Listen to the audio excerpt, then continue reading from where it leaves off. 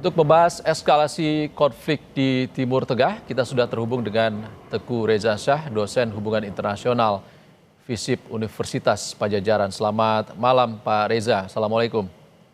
Waalaikumsalam, selamat malam. Salam dari Bandung. Salam Pak Reza. Pak Reza, yang dikhawatirkan oleh masyarakat global adalah kemungkinan konflik antara Iran, Amerika Serikat, dan Israel ini meluas menjadi perang di kawasan Timur Tengah. Menurut Anda, analisis Anda, faktor apa yang paling menentukan eskalasi ini? Pertama, kalau saya merujuk kepada kawan-kawan saya di Iran, mereka mengatakan sebenarnya Amerika Serikat dan Israel itu sudah kalah. Karena mereka berdua ini menargetkan perang itu 3 hari. Dan sekarang perang itu sudah 1 minggu. Berarti Amerika Serikat dan Israel memiliki masalah dengan perencanaan. Kemudian juga mereka ternyata pertahanannya mulai koyak, di mana Iran itu sudah mulai menggunakan peluru-peluru kendali jarak menengah untuk sampai ke Israel. Ada memang kecenderungan ini perang meluas. Kita misalnya antara lain melihat banyaknya bandara yang sudah ditutup kan. Saya perhatikan bandara-bandara itu Abu Dhabi sudah ditutup, Ben Gurion di Israel ditutup, di Bahrain ditutup, di Qatar ditutup, Bandara Internasional Hamad, di Kuwait juga ditutup. Itu artinya negaranya sudah siap untuk bersikap lebih tegas ini, bersikap lebih tegasnya terhadap Amerika Serikat atau kepada atau kepada Iran. Tapi ini semua masih belum, saya belum memiliki informasi yang akurat soal itu ya. Tapi yang jelas juga adalah Iran ini sudah merasa di atas angin karena semua skenario yang dirancang oleh Amerika Serikat itu meleset. Misalnya penghancuran dari dalam meleset. Jadi tampaknya Iran sudah yakin sekarang bahwa kalau dalam hal dia terpaksa berhadapan dengan negara-negara sekitarnya, dia siap melakukan itu. Juga saya perhatikan Inggris juga sikapnya belum jelas, Spanyol juga belum jelas. Mereka mengkomplain terhadap Amerika, mengeluh terhadap atas sepak terjang Amerika, tapi ketegasannya sendiri belum ada. Walaupun Inggris sebenarnya merupakan anggota NATO, jadi kita masih berhadapan dengan situasi yang simpang siur. Oke, mungkin saja skenario perang itu meluas, ya, apalagi karena Iran sudah menutup Selat Hormuz tersebut. Cuman yang saya belum lihat adalah belum adanya komitmen dari negara-negara Timur Tengah. Mereka masih bingung. Mereka apakah ingin melihat Iran yang menguat, tapi resikonya adalah kalau kampanye Amerika Serikat itu pertarungan Sunni Syiah akan berjalan, atau mereka ingin melihat Iran lemah dengan resiko Israel Raya akan semakin cepat. Jadi sementara skenario-nya masih wait and see. Masih kita masih nunggu karena belum ada Oke, belum ada komitmen dari negara-negara tersebut untuk pegang Iran atau pegang Amerika Serikat. tapi dari sisi Amerika Serikat sendiri, Donald Trump mengatakan siap berperang hingga 4 pekan lebih. Ini bagaimana? Saya teringat ya, tentara Amerika Serikat itu militansinya itu tidak seperti Iran. Ini sudah terbukti di perang di Vietnam di masa lalu, sudah terbukti juga di perang di Afghanistan. Mungkin dalam perang menggunakan teknologi tinggi, mungkin mereka berpikir menang ya. Tapi kalau begitu nanti masuk ke dalam perang darat, ini Iran sudah buktikan pangkalan-pangkalan Amerika Serikat itu sudah diserang. Dan ribuan personilnya yang jumlahnya 40.000 itu sudah terpencar-pencar. Sebagian sudah ke wilayah yang lebih aman, dan sebagian lagi hanya menjaga pos. Kalaupun itu terjadi, tentunya tidak sulit bagi Iran untuk melakukan perang darat karena mereka sudah benar-benar menguasai lokasi, misalnya lokasi bawah tanah. Dan saya perhatikan mereka banyak belajar dari pengalaman kita perang gerilya. Mereka belajar dari bukunya Bapak Nasution, dan juga mereka belajar dari pengalaman Vietnam. Jadi ini yang ditunggu oleh Iran sebenarnya, perang asimetris di mana nanti darat itu benar-benar Iran yang menguasai wilayah akan mengungguli Amerika Serikat. Ya kan kalau perang darat ini belum terjadi, perangnya masih jarak jauh, Amerika Serikat mengandalkan proksi-proksinya di Arab Teluk. Lalu Anda melihatnya apakah ini akan merugikan Amerika Serikat jika perang jarak jauh ini terlalu lama, terkait dengan biaya perangkah atau seperti apa? Strategi yang Iran miliki itu memang hebat ya. Dia mengandalkan peluru kendali balistik ya. Itu ada yang jarak pendek, misalnya jarak pendek itu sekitar 200 kilo, kemudian jarak menengah itu 750 sampai 1000 kilo, jarak jauh itu sampai 3.500 kilo. 3.500 kilo ini yang akan menyasar menyasar Israel. Dan peluru kendali Iran itu memang sudah terarah bahkan sebelum terjadinya perang darat. Iran itu sudah menyasar wilayah-wilayah mana yang dianggap itu membahayakan. Misalnya dia tahu di Kuwait itu masih ada instalasi yang siap dengan perang laut. Kemudian dia juga sudah melihat bahwa ada destroyer yang berada di sekitar Kuwait misalnya. Dan juga dia sudah melihat bahwa kapal-kapal perang Amerika Serikat itu walaupun bukan lagi levelnya adalah kapal induk, tapi sudah mulai berkeliaran juga di sekitar Kuwait, di sekitar Syria, di sekitar Jordan, dan tentunya mereka itu sasarannya adalah ke Iran. Dan untuk itu Iran sudah siap dengan peluru kendali yang sudah sangat terarah. Kalau saya bertemu dengan para pakar-pakar dari Iran, mereka mengatakan we will win. Mereka sangat percaya sekali we will win. Dan karena mereka yakin Amerika Serikat itu tidak berani melakukan serangan darat. Karena mungkin mereka akan menurunkan tank, mungkin mereka akan menurunkan perangkat-perangkat seperti peluru howitzer. Tapi Iran sudah siap dengan dukungan dari setahun lalu dari Cina dan Rusia, sehingga mereka sudah menyiapkan perangkat-perangkat anti tank yang tepat guna untuk wilayah gurun pasir. Jadi ini yang ditunggu-tunggu oleh Iran sebenarnya. Dan juga teknologi pemantauan Iran sudah banyak sekali yang melakukan modifikasi dari teknologi pemantauan yang dibuat oleh Rusia dan China. Jadi kalau saya berbicara dengan pakar-pakar dari Iran, mereka mengatakan teknologi mereka itu benar-benar asli sehingga sulit disabot oleh teknologi Barat. Eh, Terkait dengan penembakan kapal Iris Dena yang baru pulang latihan bersama di India, di perairan Sri Lanka, ini Anda melihatnya apa yang terjadi? Apakah ini Iran kecolongan kah atau seperti apa?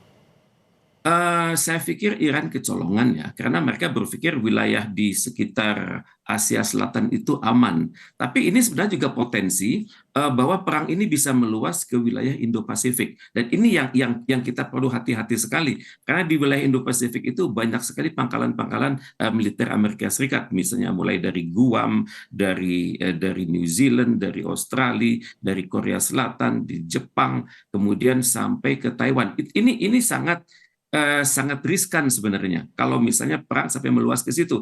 Karena dalam hal terjadinya Amerika Serikat mengatakan serangan pada kami adalah serangan juga kepada mitra-mitra kami yang strategis di Indo-Pasifik. Kalau Trump berani memaksakan hal seperti ini, maka akan ada aliran besar-besaran dari wilayah-wilayah Indo-Pasifik ke Timur Tengah, dan otomatis mereka akan melewati alur laut Kepulauan Indonesia, Alki 1, Alki 2, dan Alki 3. Dan ini merupakan suatu masalah yang sangat besar bagi Indonesia di kemudian hari. Saya sangat berharap hal ini tidak terjadi. Ini juga terkait dengan isu yang ramai terkait dengan false flag, seperti serangan di pangkalan Inggris di Siprus, serangan ke Azerbaijan juga yang dituduh adalah dilakukan oleh militer Iran, namun klaim dari Iran sendiri tidak ada serangan ke arah sana. Ini Anda melihat apakah mungkin false flag ini adalah salah satu strategi perang, ataukah bagaimana Anda menganalisis ini? False flag ini adalah hal yang lazim ya, bahwa seolah-olah saya tidak bertanggung jawab atas yang terjadi, tapi yang pelakunya adalah lawan saya. Ini mungkin sekali. Dalam dunia intelijen, pembuatan bukti palsu itu sangat mudah. Kemudian juga perancangan skenario seolah-olah ada skenario yang berhasil dibocorkan itu juga mungkin. Cuman masalahnya dengan tingkat stres yang sangat tinggi ini, ternyata angkatan bersenjata dari di luar Iran, di luar Amerika, dan juga di luar Israel juga semakin peka begitu, karena mereka tidak mau terjebak dalam hal-hal yang merugikan mereka kelak. Karena itu mereka melakukan penelitian mendalam, dan dari situ mereka mengetahui bahwa pelakunya bukanlah yang dituduhkan oleh kalangan-kalangan Amerika Serikat maupun Israel tersebut. Dan tentunya Iran juga cukup bukti, karena dalam teknologi perang sekarang jalur-jalur satelit itu sudah bisa dipetakan. Dan inilah bantuan terhebat daripada Rusia dan China sejak 2 tahun terakhir. Dan untuk itu ya dalam hal diperlukan pertukaran bukti, saya pikir Iran sudah siap untuk itu. Oke, Amerika mengatakan siap perang jangka panjang, namun Iran juga mengatakan tidak mau untuk berdialog lagi. Kalau konflik terus meningkat, negara atau aktor mana saja yang paling berpotensi ikut terlibat dan mengapa? Ini kami tunggu jawaban dari Anda. Selesai jeda. Saudara, kita masih bersama Breaking News Kompas TV, masih membahas eskalasi perang yang terjadi di Timur Tengah antara Iran versus Israel dan Amerika Serikat. Dan kita masih bersama dengan Teguh Reza Shah, dosen hubungan internasional Universitas Pajajaran. Pak Reza masih bersama kami. Siap, selamat pagi. Selamat pagi Pak Reza. Selamat Jika pagi. konflik terus meningkat, karena Amerika Serikat bilang siap perang panjang, 4 pekan lebih. Iran juga di sisi lain mengaku tidak mau untuk berdialog lagi, karena mereka merasa kecewa karena saat perundingan serangan datang tiba-tiba Sabtu lalu. Kalau konflik ini terus meningkat, negara atau aktor mana saja yang mungkin berpotensi ikut terlibat? Kalau bicara potensi, itu secara teori memang mungkin ya. Tapi saya mencoba melihat bagaimana kesiapan negara-negara tersebut saat ini. Misalnya Mesir kan, Mesir itu sedang menghadapi masalah ekonomi. Ini dampaknya besar sekali perang ini terhadap industri pariwisata mereka. Yang mereka lakukan sekarang adalah mengendalikan terusan Suez Canal kan, agar kapal-kapal itu bisa lewat wilayah tersebut. Kemudian juga Mesir itu saat ini tergantung pada bantuan dari Amerika Serikat hanya untuk jaga-jaga karena Mesir juga terus terang tidak siap untuk itu. Kemudian juga saya mencoba melihat Syria. Syria hanya bergerak di sekitar perbatasan dia dengan Lebanon dan Irak hanya untuk mencegah jangan sampai ada infiltrasi dari Iran masuk. Kemudian saya juga melihat di Occupied West Bank. Occupied West Bank ini berada di bawah kendali Israel. Jadi tampaknya dari situ juga tidak mereka sulit menggabungkan diri dengan Iran. Kemudian saya juga melihat di Mesir. Mesir masih sibuk dengan perbatasan dengan Rafah. Jadi saya belum melihat negara-negara Timur Tengah itu sekitar Iran itu akan bergabung untuk melawan Iran. Walaupun kampanye itu luar biasa dari Amerika Serikat dan Israel, misalnya mengkampanyekan Sunni lawan Syiah. Kemudian melakukan juga kampanye-kampanye perihal keburukan Iran di dalam negeri, terutama sekali Iran yang tidak berhasil mengelola kelompok-kelompok minoritas. Kemudian Iran yang tidak bisa mengendalikan wilayah perbatasannya. Jadi ini yang terjadi saat ini.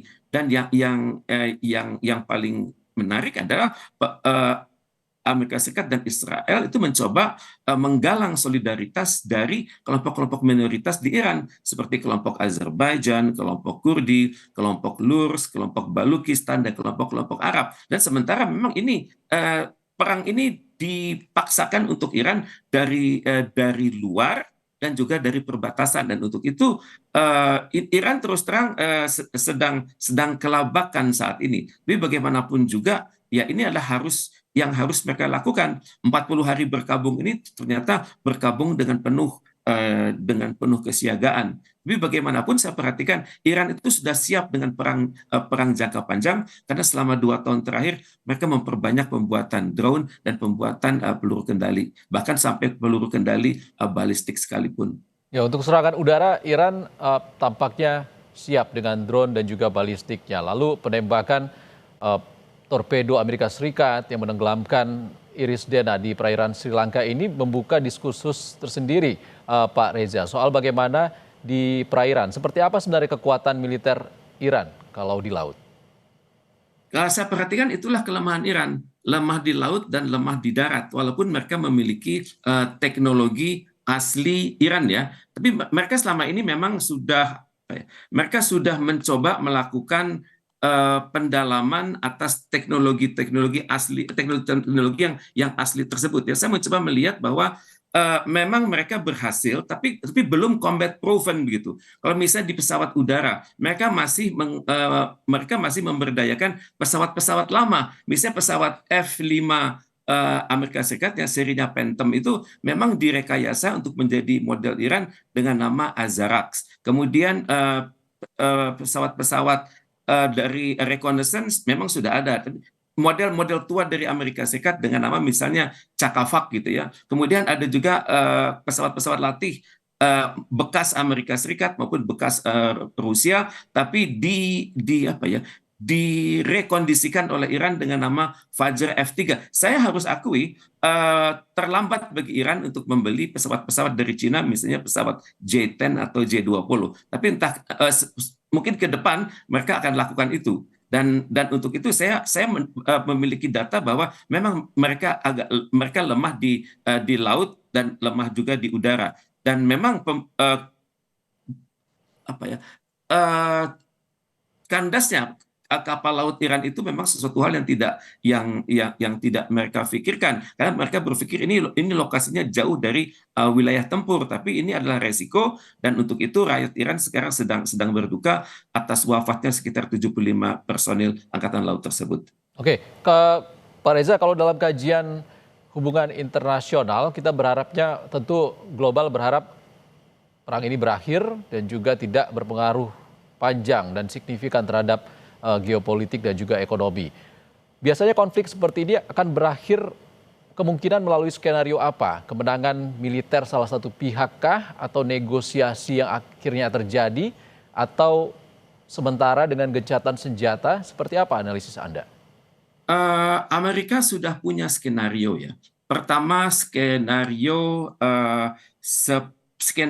mereka menyerang dan Iran menyerah. Itu satu. Karena ini Trump itu maunya begitu, mengganti rezim, dan eh, syaratnya adalah rezim tersebut ditundukkan. Sudah dicoba ditundukkan pada hari Sabtu lalu, tapi ternyata tidak berhasil karena pemerintah Iran itu sangat kompak. Antara rakyat dan pemerintah itu ada sistem namanya marja'i taklid, di mana rakyat itu tidak mengkhianati negara mereka, dan mereka berpikir kami sudah bertahan lebih dari 3.000 tahun di muka bumi ini, masa harus menyembah-nyembah satu negara yang berdiri pada tahun 1776 silam. Tapi bagaimanapun skenario Donald Trump adalah namanya itu unconditional surrender. Jadi menyerah tanpa syarat. Jadi, kemudian skenario kedua adalah skenario Maduro. Skenario Maduro itu melakukan operasi intelijen setelah mereka berhasil melemahkan loyalitas pasukan-pasukan Garda Revolusi. Kemudian skenario ketiga Amerika Serikat adalah mengembalikan dinasti, dan mereka sudah siap dengan seorang raja yang anak dari Syahansyah Muhammad Reza Pahlavi Aryamer Sirus, dan nama raja ini adalah Reza Sirus. Dan Reza Sirus ini sumpahnya sudah jelas akan mengembalikan Iran ke masa demokrasi dan membuka hubungan diplomatik seluas-luasnya dengan Amerika Serikat, dengan Israel dan negara Uni Eropa, dan menyerahkan penguasaan minyaknya kepada perusahaan-perusahaan Amerika. Ini yang sangat diharapkan oleh Amerika Serikat, itu adalah kembalinya seorang dinasti. Dan skenario yang selanjutnya adalah mengganggu terus masyarakat, karena masyarakat Iran saat ini terus terang sedang susah, dalam suasana berduka, dan juga mereka melihat sumber-sumber ekonomi mereka itu sangat rusak ya. Dan untuk itu Amerika Serikat tampaknya akan terus mengupayakan agar ada pemberontakan dari dalam, sekecil apapun itu, tapi dikampanyekan kepada luar negeri, dan nanti terutama sekali di arah perbatasan ya, di wilayah perbatasan barat. Ini uniknya Iran. Perbatasan baratnya itu panjangnya di barat itu 1.600 kilometer, perbatasan di timur laut itu 1.200 kilo, perbatasan timur itu hampir 1.000 kilo, perbatasan di Tenggara dengan Pakistan itu 900 kilo, perbatasan dengan Turki di barat daya itu sepanjang 534 kilo, kemudian perbatasan dengan Azerbaijan sepanjang 432 kilo, perbatasan dengan Armenia adalah 44 kilo. Dalam kondisi seperti tersebut akan banyak masyarakat asli Irak, Turkmenistan, Afghanistan, Pakistan maupun Turki yang belum tentu satu ide dengan pemerintah pusat.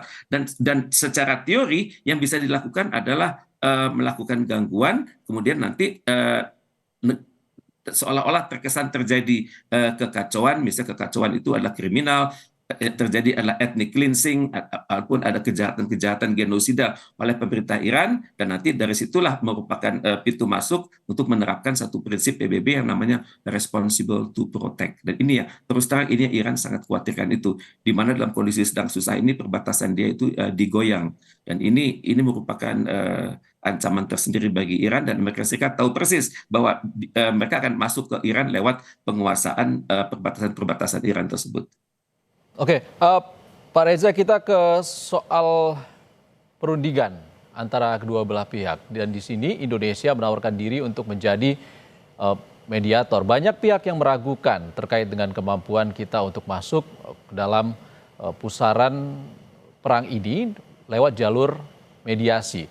Namun pemerintah kemarin juga disebutkan oleh salah satu tokoh yang diundang oleh pemerintah, yakni Prof. Jimli Asidiki, mengatakan Indonesia di sini bisa menjadi global player seperti itu. Tidak bermain sendiri, tapi merangkul sejumlah negara untuk masing-masing diberikan tugas untuk berdialog dengan negara terlibat konflik seperti Amerika, Israel, dan juga Iran. Sementara Iran sendiri tidak membuka pintu untuk dialog terkait dengan perang ini.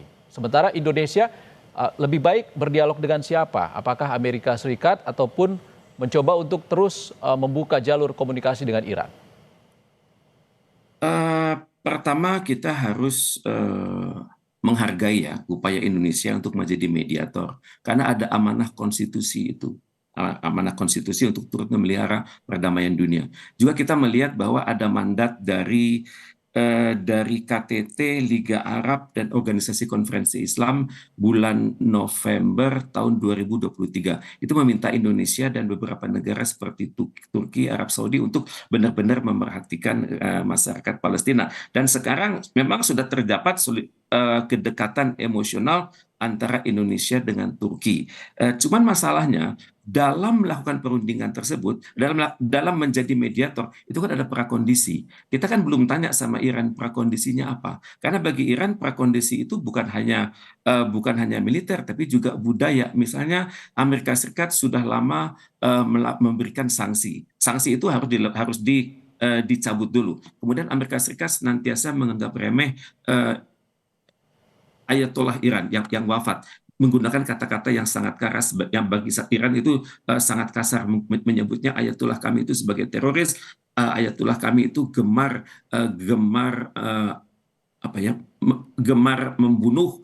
Jadi ini adalah hal-hal yang Iran tidak kehendaki. Kemudian pada saat yang sama juga Iran akan menolak kalau hak dia untuk bertahan itu diganggu. Karena selama ini Iran mengatakan kami tidak akan bergerak menuju nuklir untuk bersenjataan. Kami sangat setia pada International Atomic Energy Agency dan juga kami sangat setia pada aturan-aturan Non-Nuclear Proliferation Treaty. Bahkan Ayatollah sudah mengharamkan penggunaan nuklir untuk tujuan perang. Jadi ini adalah kondisi-kondisi yang akan Iran yakinkan dulu bahwa Amerika Serikat akan menerima prakondisi tersebut. Kemudian juga Amerika Serikat itu juga sangat keras. Mereka menghendaki perubahan rezim. Jadi kalaupun nanti kita berdialog dengan Iran maupun dengan Amerika Serikat dan kita menyertai berkinerja bersama Turki, maka ini adalah tantangan pertama yang harus dilakukan. Pada saat yang sama juga Iran akan melihat setulus apa Indonesia melakukan itu. Karena tentunya Iran mengatakan kami ini sudah berunding dengan mereka. Pada saat perundingan joint comprehensive plan of action, Amerika Serikat itu yang menggagalkannya. Dan sekarang pada saat kami akan mencapai persetujuan yang sudah disupervisi oleh PBB, Amerika Serikat kembali melanggar itu. Jadi harus ada jaminan dulu. Kita harus bisa berdialog dengan Amerika Serikat bahwa kalau ini kalau benar-benar Anda percaya pada kami, maka ini adalah prakondisi. Iran minta, apakah Anda tidak akan ingkar janji? Dan untuk itu kan tidak mudah. Sebelum kita berbicara soal sebagai mediator, kita hendaknya juga benar-benar menguasai persyaratan untuk prakondisi sebelum jadi mediator. Dan untuk itu, selain kesiapan Indonesia untuk menurunkan diplomat-diplomat terbaiknya, juga Indonesia hendaknya sudah mempersiapkan studi. Bagaimana studi kita untuk tahapan sebagai negosiator ini? Tahapan misalnya 1 bulan pertama, tahapan satu bulan kedua, dan juga ketiga misalnya. Karena selama ini perjanjian yang dibuat oleh Iran dan Amerika Serikat itu dibatalkan pada tahap ketiga. Dan untuk itu kan kita harus terbuka dengan Iran. Dan kita terbuka juga dengan Amerika Serikat. Dan terbuka juga dengan dunia bahwa kami ini adalah juru runding yang handal, yang tidak berpihak, dan untuk itu terus terang tidak mudah, tapi ini merupakan amanah konstitusi untuk melakukan itu.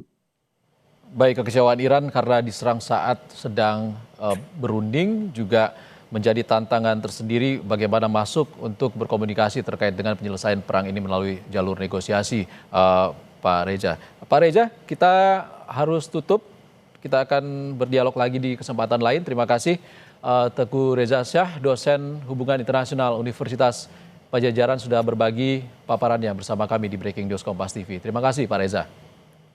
Terima kasih kembali.